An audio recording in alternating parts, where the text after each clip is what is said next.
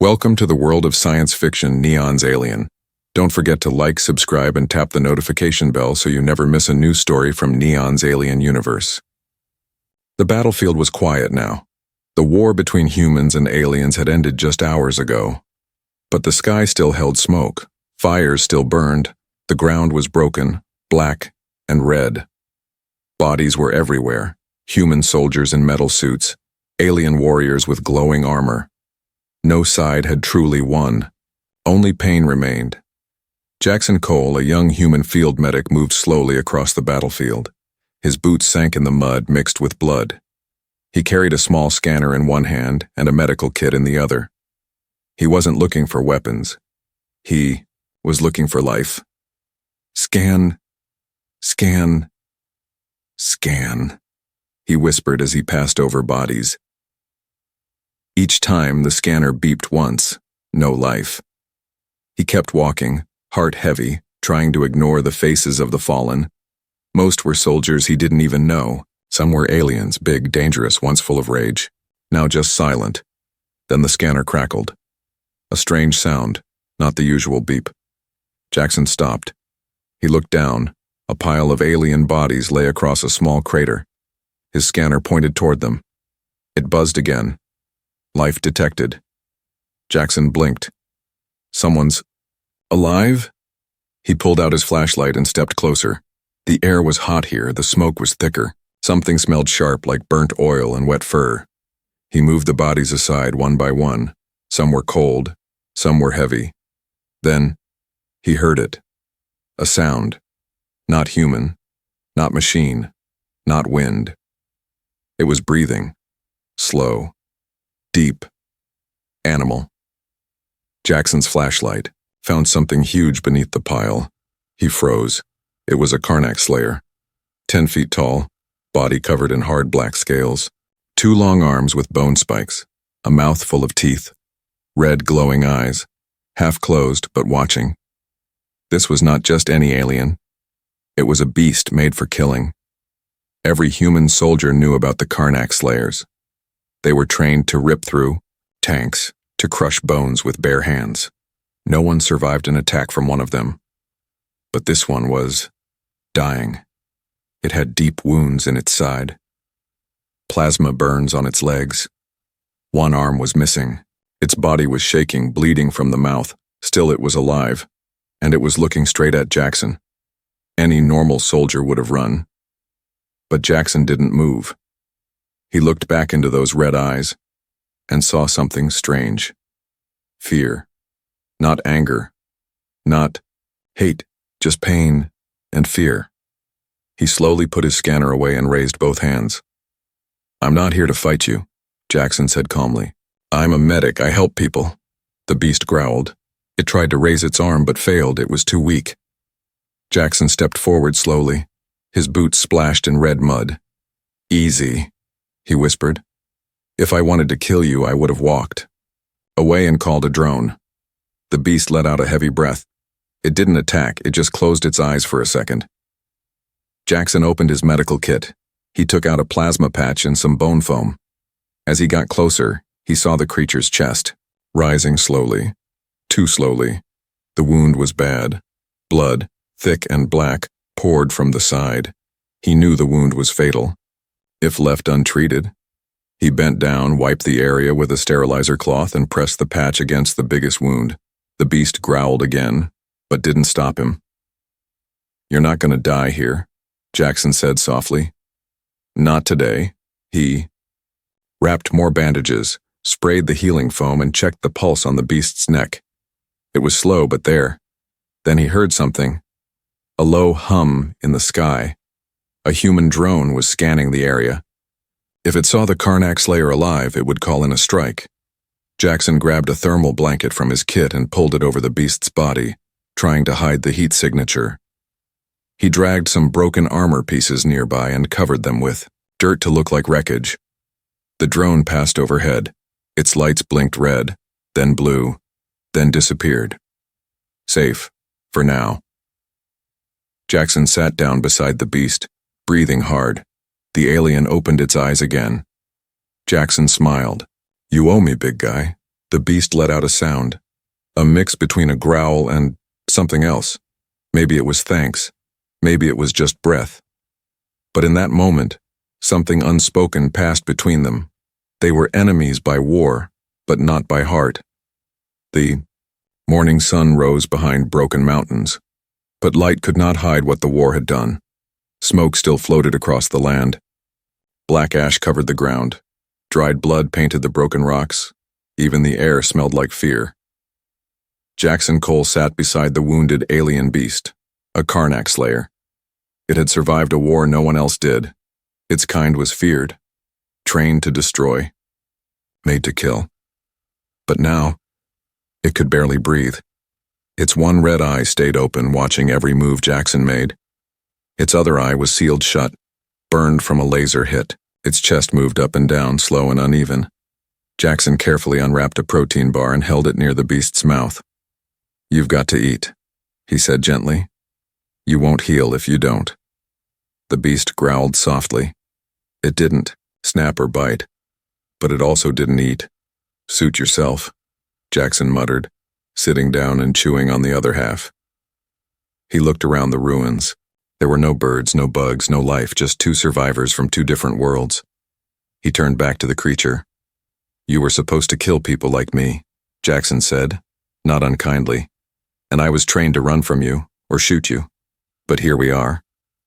The beast's glowing eye narrowed. Then, slowly, it moved its hand not toward Jackson, but toward its own chest. It tapped the wound gently, 3 times.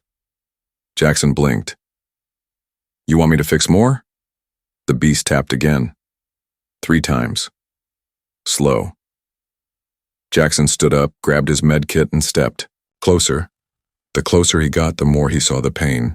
Burned skin, exposed bone, dried blood that had turned black. "All right," Jackson said. "You asked for it." He cleaned the second wound, just below the ribcage. As he sprayed the bone foam, the beast growled loudly. Its claws scratched the dirt. Its tail slammed the ground. But it didn't stop Jackson, not even once. When Jackson was done, he stepped back. The beast stared at him. Then, for the first time, it made a sound that was not a growl. It was soft, short, like air escaping a broken flute. Jackson leaned in. "What was that?" The beast tried again. "Shh, up." "Are you trying to speak?" Jackson asked. The beast coughed. Then it pointed one shaky claw at Jackson's chest. Jackson, he guessed. The beast gave a tired grunt. Jackson sat back down, stunned. "You learned my name." The red eye blinked slowly. It was not the eye of a monster now. It was the eye of a creature that wanted to live. He reached into his bag and pulled out a tiny translator chip. It was old tech, used in peace missions before the war started. Not perfect, but it worked on basic tones and sounds. Jackson placed it near the beast's throat. The chip glowed. Jackson waited. The beast tried again. "S." The chip hummed. Jackson smiled. "That's me." The beast breathed deeply. Then it pointed at its own chest. "Do you have a name?" Jackson asked. The beast tried. "Ruck." The chip processed. "Ruck," Jackson nodded. "Ruck. All right, that's your name?" The beast blinked once. They sat in silence for a moment. Then Jackson's wrist scanner buzzed. He looked down. "Incoming patrol. Human side.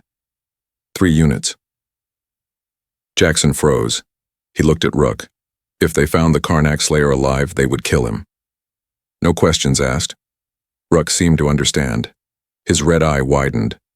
Jackson stood fast and pulled a camouflage net from his bag.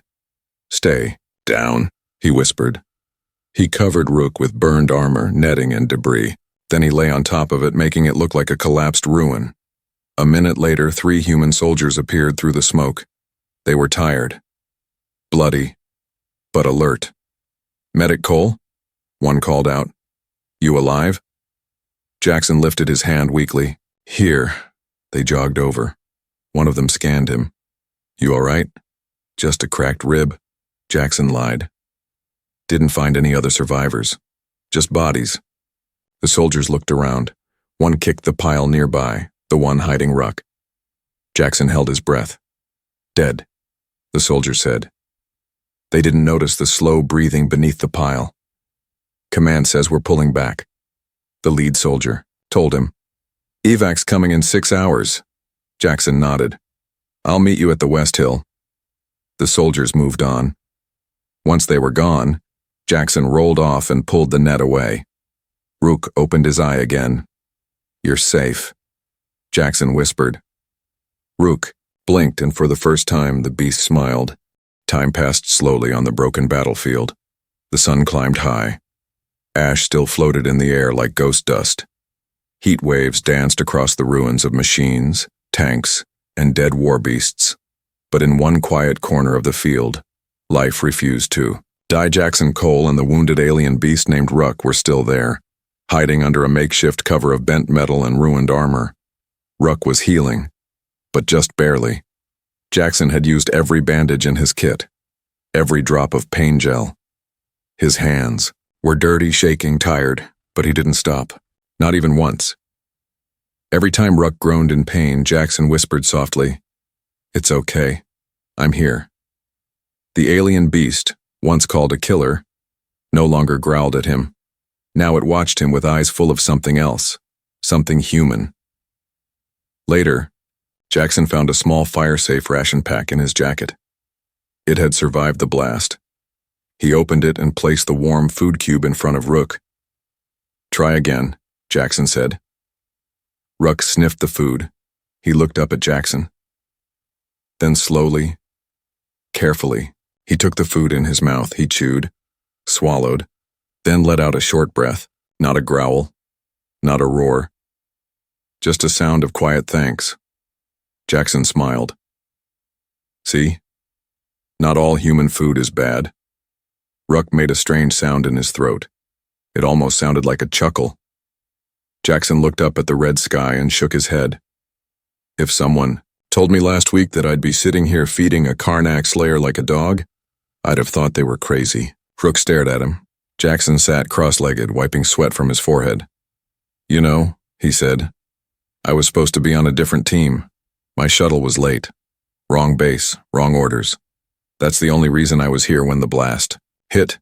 He looked at Rook again. Maybe that wasn't a mistake. Rook blinked slowly. He opened his mouth to speak, but his throat only made a clicking sound. Jackson reached into his old bag and pulled out a hollow slate, a writing screen. He handed it to Rook. Try this. Draw if you can't talk. Rook held the screen carefully, with his huge clawed fingers. His hands shook from weakness. He drew 3 simple lines, then 2 circles. Jackson tilted his head. Is that a map? Rook nodded once. Jackson looked again. It was a battlefield layout, but different. Older. Not human. It had symbols, paths, and something else, a marked zone. He pointed at it. What's this? Rook tapped the screen with his claw. Cage. Jackson stared at him. They kept you there? Rook tapped again. Control. Jackson suddenly understood. You weren't a soldier by choice, you were forced. Rook didn't answer. He didn't need to. His eyes said it all. Pain, shame, and something deep, something that had no word in any human language. Jackson looked, down then back at Rook. I'm sorry. Rook's claws slowly moved on the screen again. A new word formed. Why? Jackson read it aloud. Why? What? Rook looked him in the eyes and pointed at Jackson's chest, then tapped the screen again. Why help? Jackson took a deep breath. He didn't answer right away, then he whispered, because no one else would. Suddenly a sound came from the distance, a sharp metallic click. Jackson froze. He pulled out a small mirror shard and lifted it above the wreckage. Through it, he saw a scout patrol, Karnak soldiers. 3 of them, full armor, carrying energy blades. They were scanning for survivors, not to save them, but to clean the field. Erase witnesses, kill the weak. Jackson looked at Rook. They're your kind. Rook didn't speak. Jackson checked his pistol.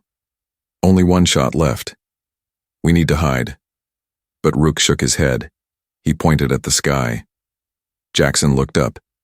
A beacon was blinking. The soldiers had activated a signal flare. They weren't just scanning. They were calling a warship. If it arrived, everything would be destroyed, including Rook, including him. We have to stop that signal, Jackson said. Rook looked at him. Then he slowly rose. Every movement hurt. Bones cracked. Muscles trembled. But Rook stood tall. Jackson stepped back. You sure? Rook nodded once. Then he held out his hand, not to fight, to invite. Jackson grabbed it, and in that moment, no words were needed. They had found a language of pain, and from pain, they had found trust. The sun was setting behind broken hills, turning, the sky red and orange. Jackson and Rook stood side by side, half hidden behind the remains of a downed warship. The wind carried the smell of burned metal and fuel. In the distance, the 3 Karnak soldiers were still scanning the battlefield, searching for Rook. Jackson clutched his pistol. 1 bullet left, useless against 3 armored giants. We need a plan, he whispered. Rook growled low, his breathing heavy. His body was still healing, but he didn't look weak anymore. His muscles tensed with every sound. Then something strange happened. Rook's chest began to glow, not with blood, but with light. Soft, golden, and steady. Jackson stepped back. What is that? Rook looked confused. He placed his claw over his chest, then tapped his own ribs. The light came from under the skin, from something inside him. Jackson pulled out his scanner. The small screen blinked. Numbers ran fast. Unknown energy signature detected. He blinked again and looked closer. A long, thin object inside Rook's chest showed up on the screen. It had edges, wiring, and something pulsing. Wait a second, Jackson whispered. That's not part of you. He moved quickly and grabbed his medkit. Lie down, I need to look closer. Rook didn't argue. Jackson used a light tool to scan deeper, then gasped. It's a transmitter. Rook turned his head slowly. True, Sir? Yes, Jackson said. It's sending a signal. He opened a side panel on the scanner and began to decode it. Seconds later, a message appeared. Subject 91K, recovered. Tracker active. Genetic imprint confirmed. Awaiting return order from Karnak High Command. Jackson's eyes widened. You're not just a soldier, Rook. You're something more. Rook's eyes glowed faintly. Jackson continued reading the data. 91K. Rook, you're a test subject. You were created or modified. Maybe both. That's why they're here. They don't want to rescue you. They want to shut you down, Chia. Looked away. Did you know? Jackson asked. The beast was silent. Then slowly he scratched into the dirt beside him. Not before. Now. Yes. Jackson sat down, stunned. You're not just a weapon. You're a target. A secret they don't want anyone to find. Rook nodded once. The soft glow in his chest pulsed faster now. Then, beep. Jackson's scanner lit up again. A second signal had been activated. Rook looked confused. Jackson's face turned pale. They're not just tracking you. They're calling. A strike. A full orbital wipe. Rook's body tensed. Jackson stood up fast. We have less than an hour before this whole area is turned to dust. He pulled out a small cutting tool and looked at Rook. I need to remove the tracker. Rook looked nervous. It's deep, Jackson warned. It will hurt. A lot. Rook nodded. He was ready. Under fading light, Jackson worked. He cut through Rook's skin carefully, using fire gel to stop the bleeding. The tracker was deep, wrapped around nerves, built like a parasite. Jackson's hands were steady, but his heart was racing. If he failed, Rook would die. If he was too slow, the strike would come. Minutes passed. Finally, he pulled out a small black device. It pulsed once, then stopped. Jackson crushed it under his boot. No more tracking, he whispered. But it wasn't over yet. Rook's body suddenly shook. His chest glowed again. But this time it wasn't gold, it was blue. A holographic image burst from his chest, a projection from the leftover tech. It showed a large Karnak council chamber. A voice echoed in the air. If Subject 91K survives, it proves the fire gene is stable. If bonded with a human, the result will be unstoppable. Eliminate it before it becomes legend. Jackson and Rook both froze. They had been watching all this time. The Karnak Empire feared what Rook might become. Not just a beast, but a symbol. Weapon with a heart. Jackson looked up. You were made to kill, but they never expected you to care. Rook sat silently. Then he placed his claw over Jackson's chest and said one word, clear and strong. Bond. Jackson swallowed hard. Something ancient had awakened and they both knew. The real war hadn't even started. The fog rolled in like a ghost, thick, cold, silent. It wrapped around broken machines and shattered bones. The sun had gone behind the clouds, and the light turned gray. The battlefield was now a graveyard, and somewhere in that fog, hunters were coming. Rook could feel it in his blood. Jackson could feel it in his gut. The tracker was gone, but the signal had already been sent. The Karnak Empire would not wait. They had sent their elite to finish what the war had started, to erase the secret, to silence the bond between beast and man. Jackson crouched low, gripping the alien rifle he had found earlier. Its charge was unstable, but better than nothing. He turned to Rook. They're close. Rook nodded. His wound still burned, but strength had returned to his body. His claws were sharp. His eyes glowed brighter than ever before, not with rage, but with resolve. Then they heard it. A soft click-clack. Metal boots on broken stone. Another sound. Hiss. A breathing mask. And then, out of the fog, they appeared. 3 Karnak death hunters. Tall. Armored in black plates. Their eyes glowed red through cracked helmets. Each carried a jagged staff that hummed with dark energy. They didn't walk like soldiers. They moved like shadows, smooth and fast. Jackson aimed his rifle. The lead hunter raised its hand. It spoke in a deep, twisted voice. Subject 91K, you were not meant to live. You were a failed experiment, and now you disgrace our kind by bonding with a human. Rook stepped forward. He did not answer with words. He roared. It wasn't loud, was deep, like the earth was speaking. One hunter moved fast, slashing toward Rook. But Rook was faster. He blocked with his arm and countered, smashing the hunter into a pile of burning debris. Another came for Jackson. Jackson fired once, missed. Thali. Hunter raised his staff, ready to strike. Rook jumped in front of him and took the full hit. Sparks flew. Scales burned. Blood dripped, but Rook didn't fall. He stood tall, shaking with fury. Then the third hunter revealed a hidden blade and moved toward Jackson. Jackson had no time to react, but Rook did.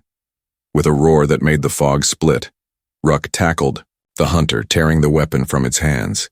The two rolled across the mud, clawing and slamming. Sparks and fire lit the dark field.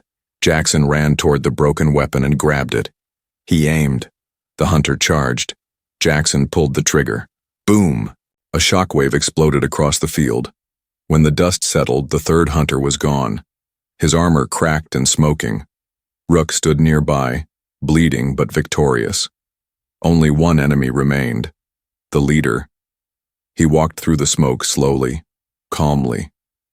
He carried no weapon now, just rage. You dare stand beside this failure? He asked Jackson. Jackson didn't back down. He's not a failure. He's the only thing that didn't give up. The hunter pointed a claw at Jackson's heart. You are weak. You show kindness. That is why your kind loses. Jackson smirked. No. That's why we survive. The hunter charged. So did Rook. They met in a flash of light and metal. The ground shook, claws clashed, bones cracked. Jackson didn't watch. He ran to higher ground, grabbed a signal flare from a fallen pack, and fired it into the sky. A red flash shot. Word. A call for help. He turned back just in time to see Rook thrown across the ground. The hunter walked slowly, stepping over debris. Rook tried to rise, but his leg was broken again. The hunter lifted a dark blade. Jackson had no weapons left, so he did something no one expected. He ran, straight at the hunter, with nothing in his hands. The hunter laughed until Jackson jumped, grabbed the cracked power cell from the enemy's chest and yanked it out. The hunter screamed. His armor lost power. Rook roared and struck from the ground, a final claw across the enemy's chest. The leader fell, defeated. Silence returned. Jackson dropped to his knees, gasping. Rook crawled beside him, bleeding and breathing hard. Jackson looked at him and whispered, "Still alive?" Rook nodded once, then placed his claw on Jackson's shoulder. Together. For the first time, Jackson didn't feel like just a soldier. He felt like a brother. The battle was over, but the pain wasn't. The bodies of the 3 Karnak hunters lay silent in the mud. Smoke drifted into the sky, mixing with the dying light of day. The battlefield had grown quiet again, but not peaceful. Jackson leaned against a bent metal beam, holding his bruised side. His arms were cut, and blood stained his uniform. But he didn't care.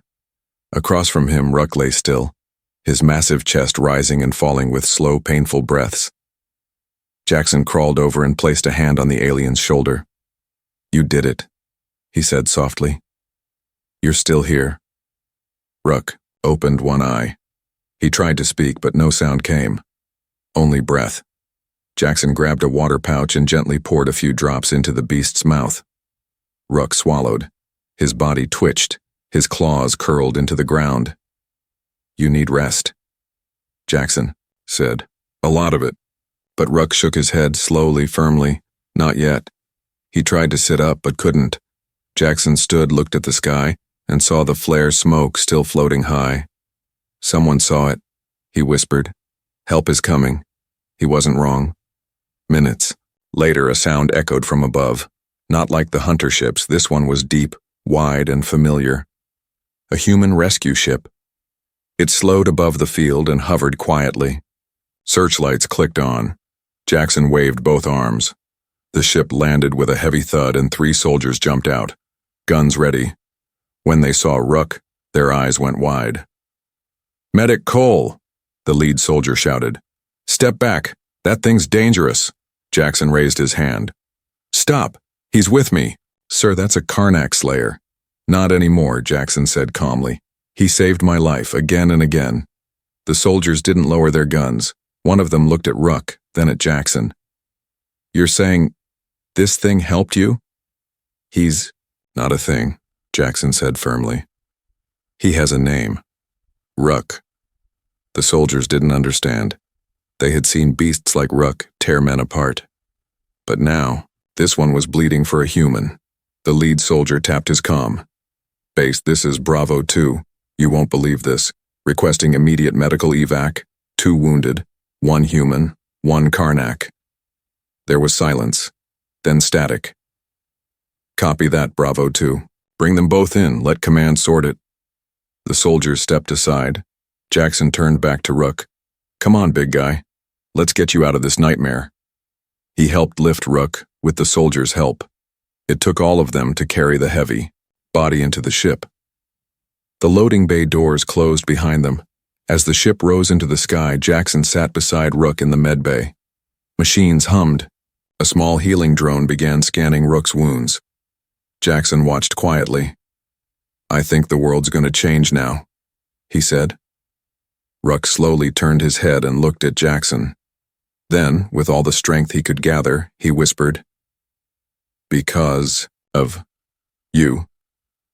Hours later, they landed at a neutral field base on the edge of the conflict zone. Medics rushed Jackson into the ward, but he stopped them halfway. "I'm not going in unless he gets help too," he said, pointing back at Rook. "He's not on our registry," one officer said. "Then add him," Jackson growled. "He's with me." The medics hesitated, then nodded. Soon both were taken in, side by side. News of the battle spread quickly. A human medic saving a Karnak slayer? Fighting side by side? Impossible. But the satellite footage was real. The flare was real. The dead hunter team? Very real. And the bond between Jackson and Rook? Unshakable. Within days, secret messages passed between human and Karnak channels. Whispers grew. One of our own has chosen a human. A Karnak slayer, healed by an enemy. The beast did not kill. It protected. Meanwhile, in the HFY base hospital, Jackson sat beside Rook's bed reading an old Earth book. Rook stirred, blinking his bright eyes. Feeling better? Jackson asked. Rook gave a small nod.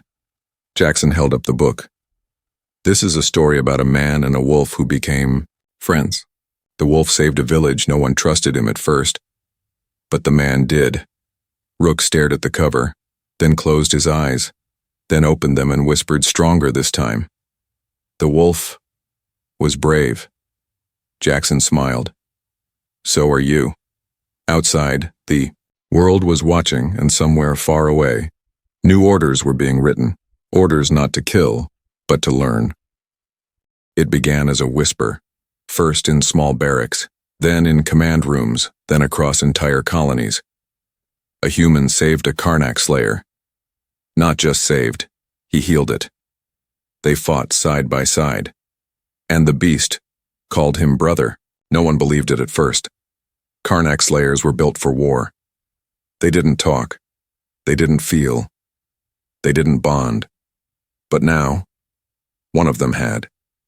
And his name was Rook. In a large room filled with light, two beings stood before the high command of the Allied forces. On one side, Jackson Cole, human medic, uniform torn, chest wrapped in bandages, standing tall.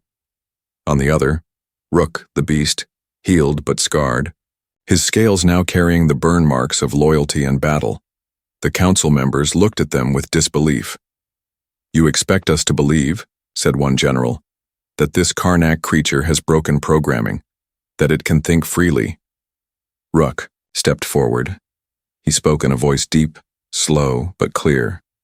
I was made to kill, but I chose to protect. Murmurs filled the room. Another commander stood.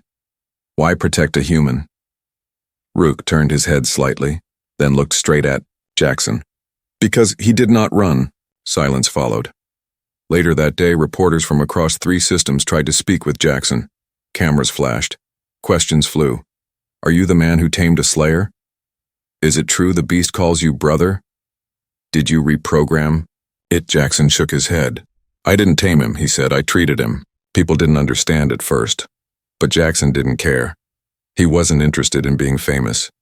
He only wanted peace. In private, Rook and Jackson sat together under an open dome, watching the stars. I don't think they'll ever see you, the way I do, Jackson said quietly. Rook was silent for a moment, then he replied, They will. One day. Jackson leaned back. You think more of them will break free? Like you did? Rook gave a slow nod. Some are already trying. I can feel it. Jackson raised an eyebrow. Feel it? Rook looked down at his chest. A faint light still glowed beneath his skin. There's more than blood inside me now. There is fire, not the kind that burns, the kind that grows. Jackson looked at him, thoughtful. You've changed. So have you, Rook said. You were just a man. Now, you are my kind. Months. Later, something new happened. A meeting was called between the humans and the Karnak Empire. Both sides had grown tired of war. But fear still lived between them, so they met under the protection of 2 figures, one human, one beast, Jackson and Rook. Their presence calmed the soldiers, because if a man and a slayer could stand side by side, maybe peace wasn't impossible. In Satandian, that meeting, Rook spoke to his own people. We were told humans were weak, but it was a human who stayed beside me while I bled. It was a human who helped me rise. You fear what we will become if we change? I tell you this, we become free. Not All agreed, but enough did, and so the war did not end with guns, but with a friendship. Years passed. Books were written. A statue was built on neutral ground, a human kneeling beside a Karnak beast, both holding a broken chain. The name on the statue read, "Here stood the human who tamed fire." But those who knew the truth, they whispered something more. He didn't tame it. He saw it. And it saw him back. In a small field, far from cities and noise, a house was built. Nothing fancy, just wood, earth, stone, and beside it, a cave, wide and warm. There, Jackson and Rook lived quietly. No guards, no war, just two old friends. The man who had healed a monster, and the beast who had chosen to become something more.